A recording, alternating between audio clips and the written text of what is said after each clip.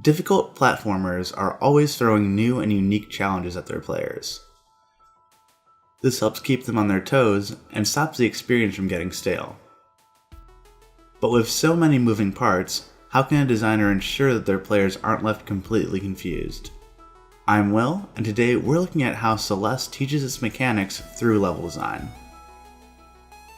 One of the most fundamental parts of Celeste's mechanics is that the protagonist, Madeline, actually has a fairly small moveset. She can run, jump, climb, and dash. The entire controls are 3 buttons and a directional input. Yet the game boasts deeper movement than some games that fill an entire controller with inputs. Rather than overloading the controller, Celeste uses objects in the environment to add depth to its mechanics. This allows the developer to slowly add mechanics over time and affords a large range of design possibilities, while limiting how many things the player needs to think about at one time. For example, in this room, the player needs to actively think about how springboards and these mechanical moving blocks work. But they don't need to think about how falling rocks or crumbling platforms work. This seems like a great solution, but it presents its own problem. With so many different interactable objects, how is the player supposed to learn how they all work? The easy route is to just put up a tutorial for each one. That's not good enough for the developers of Celeste. In fact, the only direct tutorial prompts tell you the controls at the start of the game.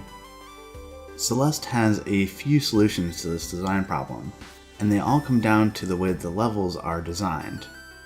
The mechanics in Celeste have a ramping difficulty to them.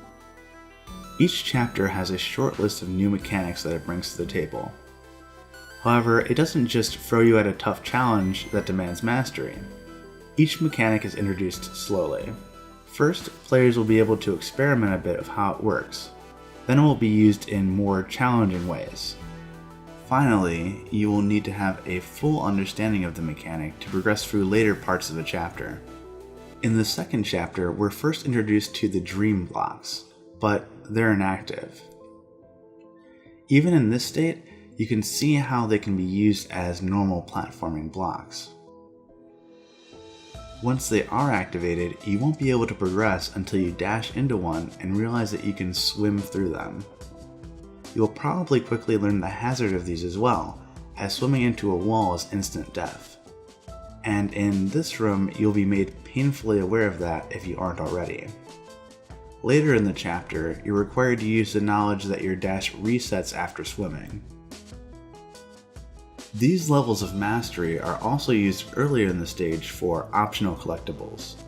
You need to know that swimming through a dream block restores your dash in order to get this strawberry. Otherwise you'll fall into spikes.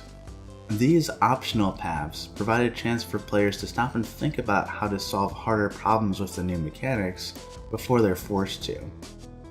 While some mechanics are used for a single chapter, others stick around. Once these locks and switches are introduced, they keep showing up for the rest of the game. And it works because they aren't exactly theme specific, and they allow for challenges where Madeline must make it to many specific points of the level to progress. Things like these can then be used to augment the challenge of other mechanics without having to teach the player anything new. Celeste makes liberal use of alternative paths in its level design. Game designer Matt Thorson was inspired by real-life rock climbing, where people take routes that differ in both large and small ways. In Celeste, this approach applies to both single-screen levels and the chapters as a whole. If you're trying to get this strawberry, you'll take a much different path across the mechanical blocks than someone just trying to reach the other side of the screen. Regardless of challenge, people will just see different routes through a level. In this room, you can hit the switches in any number of different ways. Each one requires different types of movement to get around. This makes it so that players take whatever path comes most naturally to them, rather than needing to take one prescribed by the developer. This encourages experimentation as well, which is vital to this style of learning, and makes the player feel clever when they figure out a deeper level of a mechanic before they're required to. The alternate paths really shine when you look at the chapters as a whole.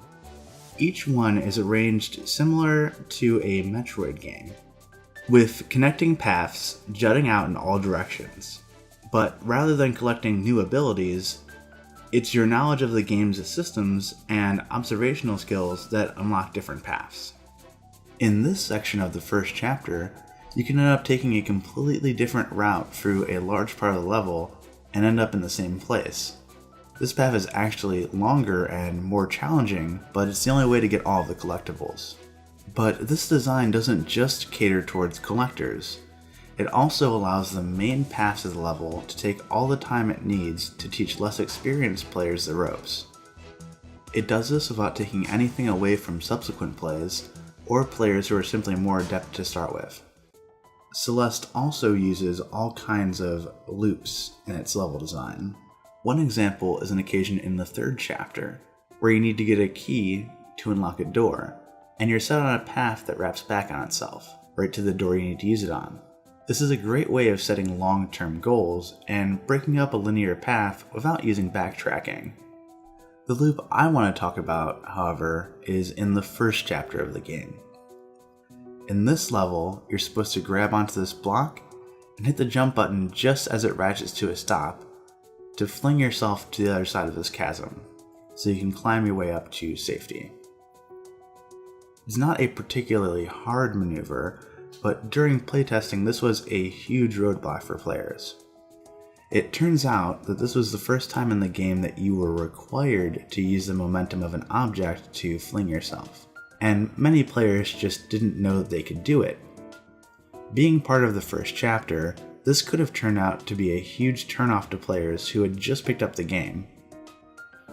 One of the most frustrating things in a game is when the solution was easy, but you just had no way of knowing that you could interact with the world in that way. This mechanic is reused throughout the rest of the game as well, so it had to be taught. To get around this, they added a loop in the game right behind the moving block. This contains a small set of levels specifically designed to teach this mechanic.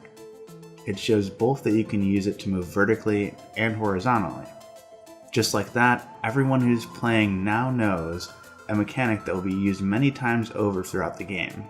On top of this, there are optional rooms attached to this area, so that collectors have plenty of challenge as well. Celeste might be a hard game, but its carefully designed levels ensures that players are always prepared for its challenges. Thank you so much for watching. Do you know any clever tricks designers have used to teach their players? Let me know down below.